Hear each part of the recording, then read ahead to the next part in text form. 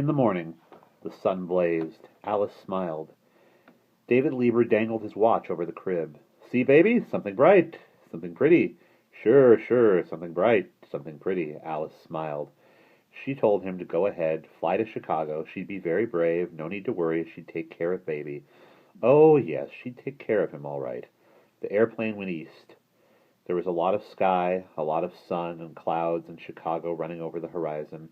Dave was dropped into the rush of ordering, planning, banqueting, telephoning, arguing in conference. But he wrote letters each day and sent telegrams to Alice and the baby. On the evening of his sixth day away from home, he received a long-distance phone call from Los Angeles. "Alice? No, Dave. This is Jeffers speaking. Doctor? Hold on to yourself, son. Alice is sick. You better get the next plane home. It's pneumonia. I'll do everything I can, boy. If it wasn't so soon after the baby, she needs strength." Lieber dropped the phone into its cradle. He got up, with no feet under him, and no hands and no body. The hotel room blurred and fell apart. "Alice," he said blindly, starting for the door.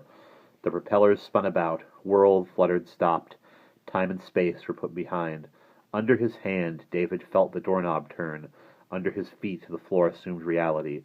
Around him flowed the walls of a bedroom, and in the late afternoon sunlight, Dr. Jeffers stood, turning from a window as Alice lay waiting in her bed. Something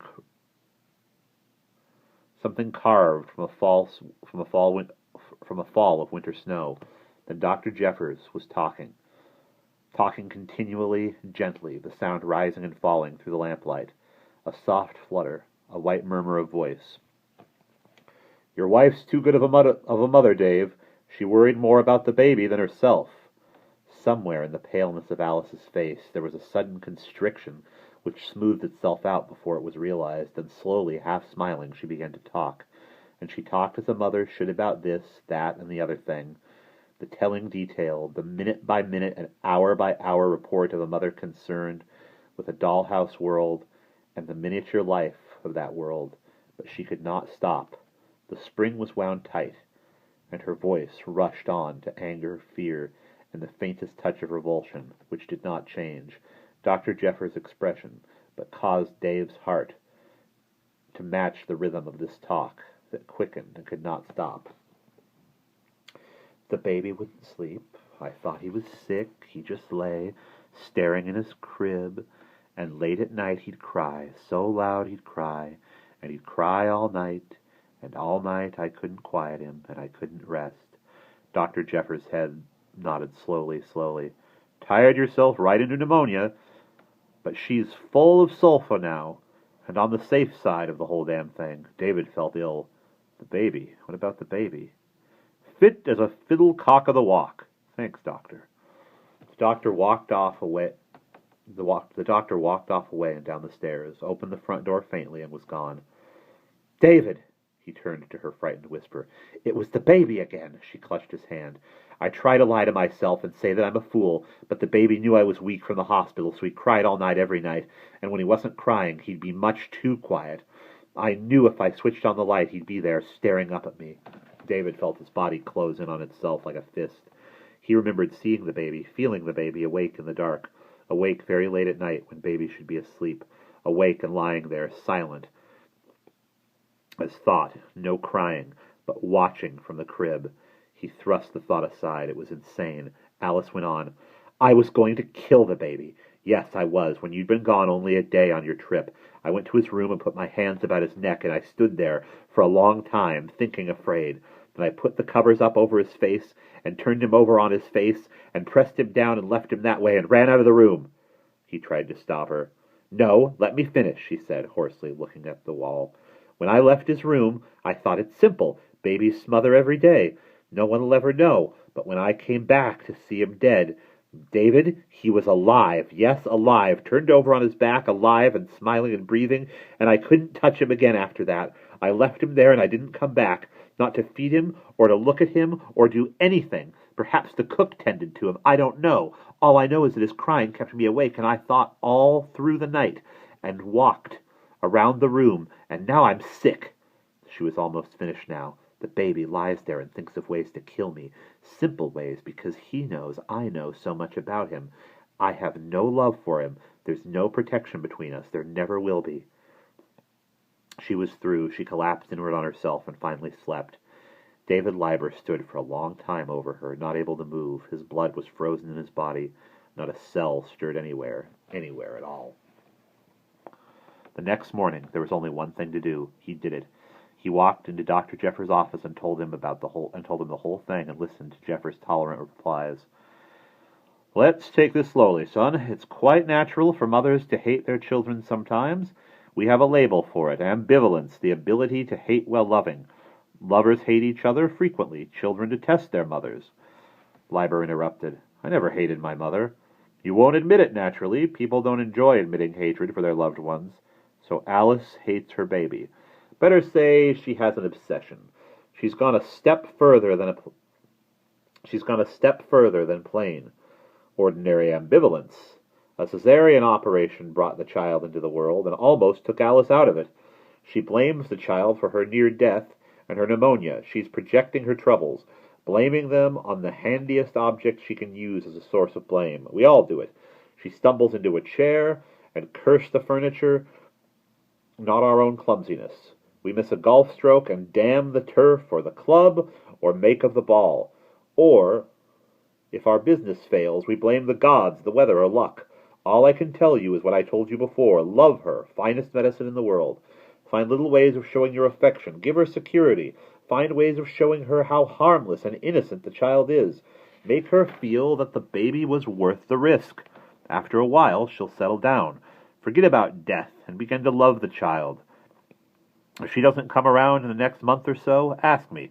I'll recommend a good psychiatrist. Go on along now and take that look off your face.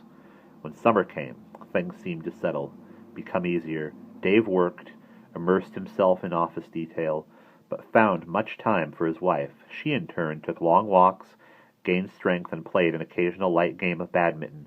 She rarely burst out anymore. She seemed to have rid herself of her fears, except on one certain midnight when a sudden summer wind swept around the house, warm and swift, shaking the trees like so many shining tambourines. Alice wakened, trembling, and slid over into her husband's arms, and let him console her, and ask her what was wrong. She said, Something's here in the room watching us. He switched on the light. Dreaming again, he said. You're better, though. Haven't been troubled for a long time. She sighed as he clicked off the light again, and suddenly she slept. He held her, considering what a sweet, weird creature she was, for about half an hour. He heard the bedroom door sway open a few inches. There was nobody at the door, no reason for it to come open. The wind had died. He waited. It seemed like an hour. He lay silently in the dark. Then far away, wailing like some small meteor dying in the vast inky gulf of space, the baby began to cry in his nursery. It was a small, lonely sound in the middle of the stars, and the dark, and the breathing of this woman in his arms, and the wind beginning to sweep through the trees again. Leiber counted to 100 slowly. The crying continued. Carefully disengaging Alice's arm, he slipped from bed, put on his slippers, robe, and moved from the room. He'd go downstairs, he thought, fix some warm milk, bring it up, and...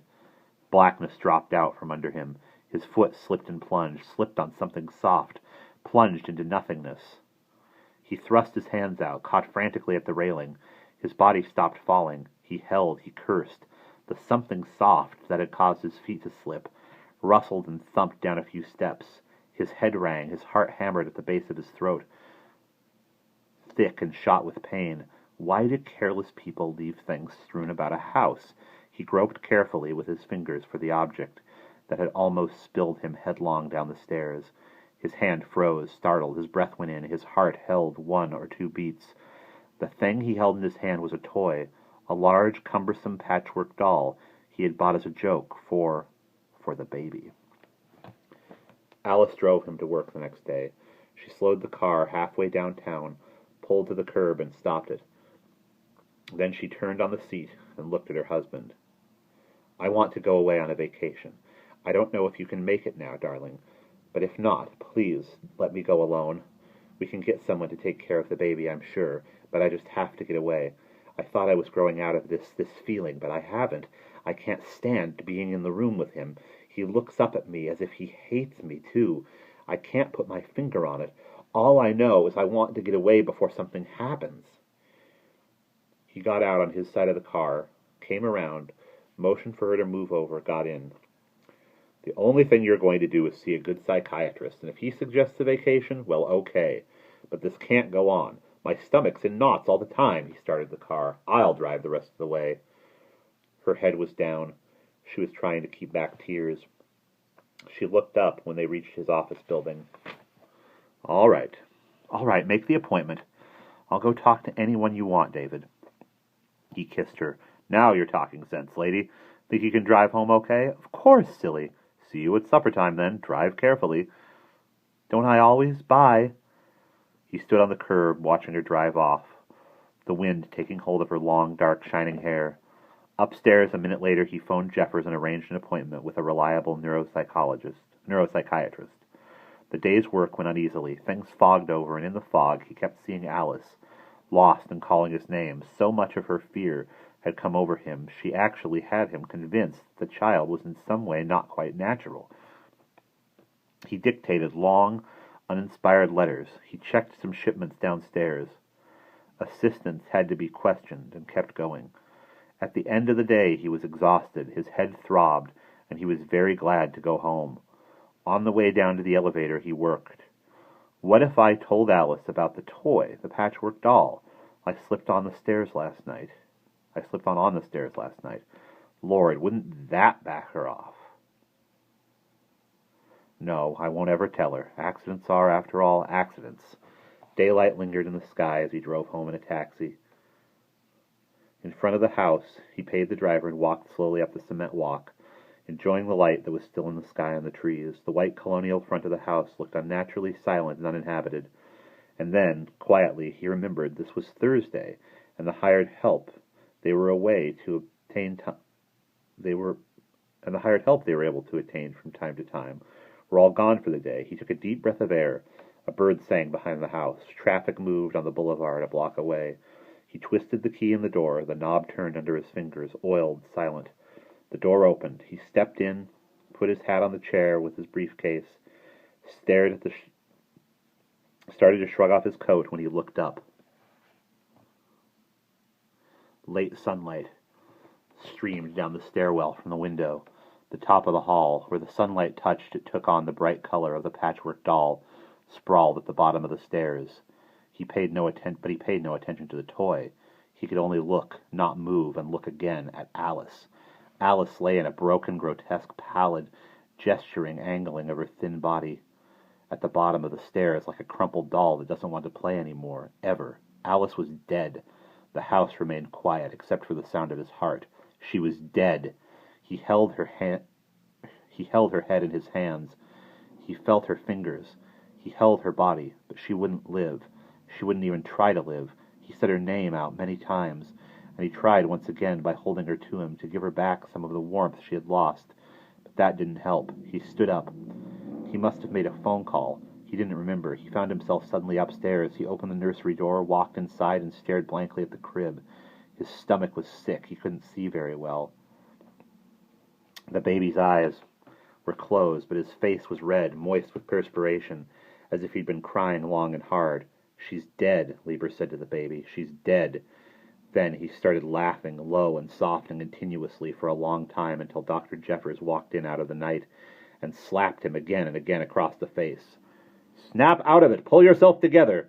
She fell down the stairs, doctor. She tripped on a patchwork doll and fell. I almost slipped on it the other night myself, and now... The doctor shook him. Doc, said Dave hazily. Funny thing, I finally thought of a name for the baby." The doctor said nothing. Lieber put his head back in his trembling hands and spoke the words. "I'm going to have him christened next Sunday. Know what name I'm going to give him? I'm going to call him Lucifer." And we will pause there.